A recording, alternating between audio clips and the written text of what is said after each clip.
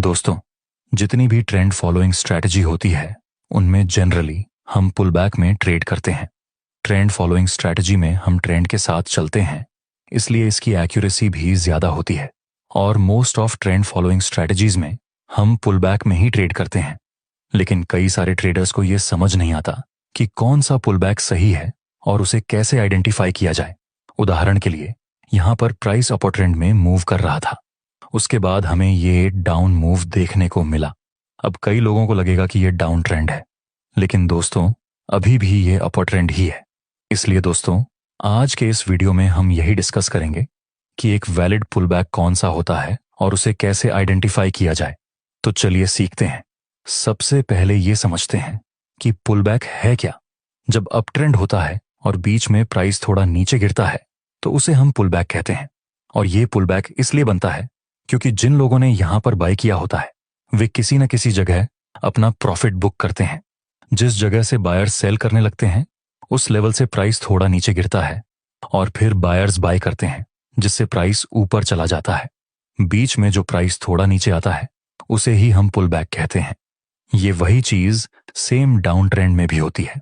Down trend के समय price बीच बीच में ऊपर जाता है तो यह भी पुल बैक कहलाएगा। जिन लोगों ने यहां सेल में एंट्री की होती है वे कहीं ना कहीं अपना प्रॉफिट बुक करेंगे, इसलिए प्राइस थोड़ा ऊपर जाता है और फिर लोग सेल करने लगते हैं, जिससे प्राइस फिर नीचे गिरता है। इस बीच जहां प्राइस थोड़ा ऊपर गया उसे भी पुल बैक कहा जाएगा। चलिए अब समझते हैं कि पुल बैक कितने टाइप्स के होते हैं। जनरली पुल बैक 3 प्रकार के होते हैं। पहला टाइप होता है एग्रेसिव पुल बैक।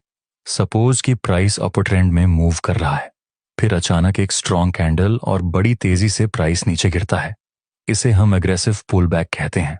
उदाहरण के लिए, यहां प्राइस हायर हाई और हायर लो के स्ट्रक्चर में ऊपर जा रहा था, फिर हमें एक पुल बैक मिला जिसकी कैंडल बहुत बड़ी थी और स्ट्रॉन्ग डाउन मूव से प्राइस नीचे आया। इसे हम एग्रेसिव पुल बैक कहेंगे। दूसरा उदाहरण, यहां प्राइस लोअर लो और लोअर हाई के स्ट्रक्चर में नीचे आ रहा था, फिर नीचे हमें एक स्ट्रॉन्ग और फास्ट मूव मिला ऊपर की तरफ। ये जो पुल बैक है उसे हम एग्रेसिव पुल बैक कहते हैं। दूसरा प्रकार का पुल बैक है करेक्टिव पुल बैक। किसी अप ट्रेंड के दौरान प्राइस पुल बैक तो लेता है, लेकिन यदि वह धीरे धीरे और करेक्शन के साथ होता है तो इसे हम करेक्टिव पुल बैक कहते हैं। काफी लोगों को यही कंफ्यूजन होती है कि यह पुल बैक है या फिर डाउन ट्रेंड, लेकिन दोस्तों यह करेक्टिव पुल बैक होता है। इस वीडियो के अंत में हम यह भी डिस्कस करेंगे कि यह करेक्टिव पुल बैक कहां रिवर्सल में 100% तक बदल सकता है, इसलिए इसे बिना स्किप किए ध्यान से देखना। उदाहरण के लिए, यहां प्राइस हायर हाई और हायर लो के साथ मूव कर रहा है, फिर प्राइस नीचे आया, लेकिन यहां अभी लोअर लो और लोअर हाई का स्ट्रक्चर बन रहा है। इसे हम करेक्टिव पुल बैक कहते हैं। नेक्स्ट प्राइस यहीं से ऊपर चला गया। एक और उदाहरण, यहां प्राइस डाउन ट्रेंड में नीचे गिरता है, लेकिन फिर प्राइस हायर हाई और हायर लो के स्ट्रक्चर में करेक्शन करते हुए एक पुल बैक देता है। इसे भी हम करेक्टिव पुल बैक कहते हैं।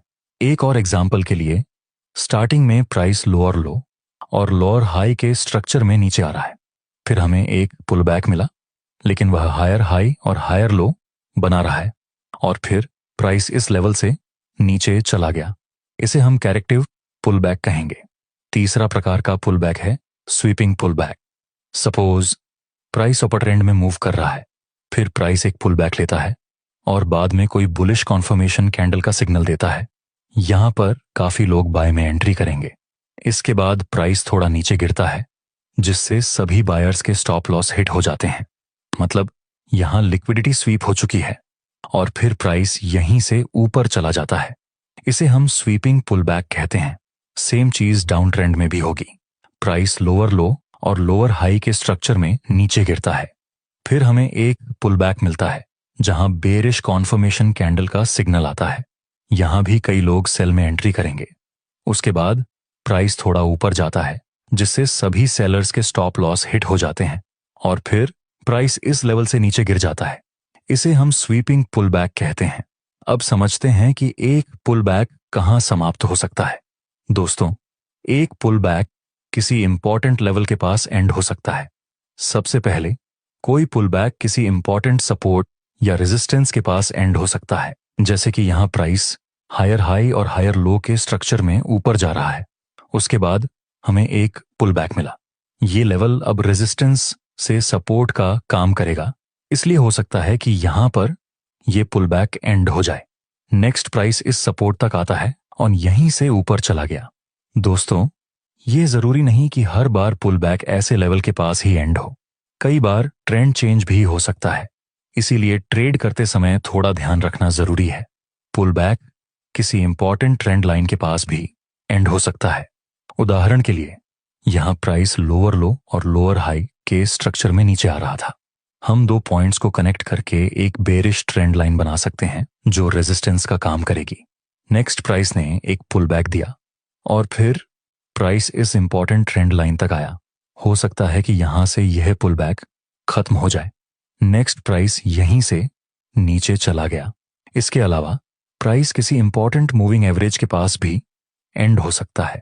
उदाहरण के लिए यहां प्राइस हायर हाई और हायर लो के स्ट्रक्चर में ऊपर जा रहा था और नीचे एक 100 अवधि EMA का सपोर्ट था, जिसे प्राइस ने 2 बार रिस्पेक्ट किया था। नेक्स्ट हमें एक पुल बैक देखने को मिला। हो सकता है कि यहां से यह पुल बैक एंड हो जाए। नेक्स्ट प्राइस ने इस मूविंग एवरेज का सपोर्ट लिया और अपना पुराना ट्रेंड कंटिन्यू किया। इस तरह यह पुल बैक खत्म हो गया। अब समझते हैं कि करेक्टिव पुल बैक को कैसे आइडेंटिफाई किया जाए। उदाहरण के लिए यहां प्राइस हायर हाई और हायर लो के स्ट्रक्चर में ऊपर जा रहा था। फिर हमें एक पुल बैक मिला, लेकिन इस पुल बैक में लोअर लो और लोअर हाई का स्ट्रक्चर भी है। अब यह करेक्टिव पुल बैक है या ट्रेंड रिवर्सल, यह हमें कैसे पता चलेगा? इसके लिए हम रीसेंट स्विंग का उपयोग करेंगे। वह पॉइंट जहां से प्राइस लास्ट टाइम ऊपर गया हो उसे हम रीसेंट स्विंग कहेंगे। जब तक यह रीसेंट स्विंग नीचे की तरफ ब्रेक नहीं होता तब तक ट्रेंड अप ट्रेंड ही रहेगा। इसलिए अभी के लिए हम इस मूव को करेक्टिव पुल बैक ही मानेंगे। नेक्स्ट प्राइस इस स्विंग तक आता है और यहीं से ऊपर चला जाता है। दोस्तों, अगर बाय चांस में प्राइस ने इस स्विंग को नीचे की तरफ ब्रेक कर दिया होता तो हम इसे ट्रेंड रिवर्सल बोलते।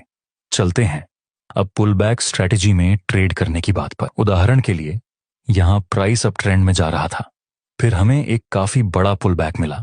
इस पुल बैक की कैंडल बड़ी थी और मार्केट तेजी से नीचे गिरा। इसे हम एग्रेसिव पुल बैक कहेंगे। लास्ट टाइम प्राइस यहां से ऊपर गया था, इसे हम रीसेंट स्विंग मानेंगे। अगर प्राइस इस सपोर्ट को नीचे ब्रेक करता तो यह पुल बैक इनवैलिड हो जाता। नेक्स्ट प्राइस थोड़ा ऊपर जाता है जहां बुलिश कैंडल का सिग्नल मिलता है और साथ ही एक सपोर्ट भी है। अब हम बाय में एंट्री कर सकते हैं। हमारा प्रॉफिट टारगेट यहां रहेगा और स्टॉप लॉस इस लेवल के लो के नीचे। नेक्स्ट प्राइस ऊपर जाता है और हमारा प्रॉफिट टारगेट कंप्लीट हो जाता है। ट्रेड लेते समय ध्यान रखें, आप जिस जगह पर ट्रेड कर रहे हैं वहां कैंडल पैटर्न का सिग्नल जरूर देखें।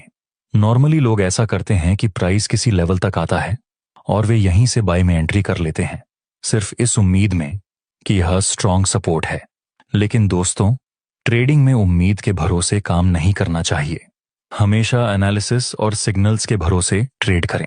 आई होप इस वीडियो से आपने कुछ सीखा होगा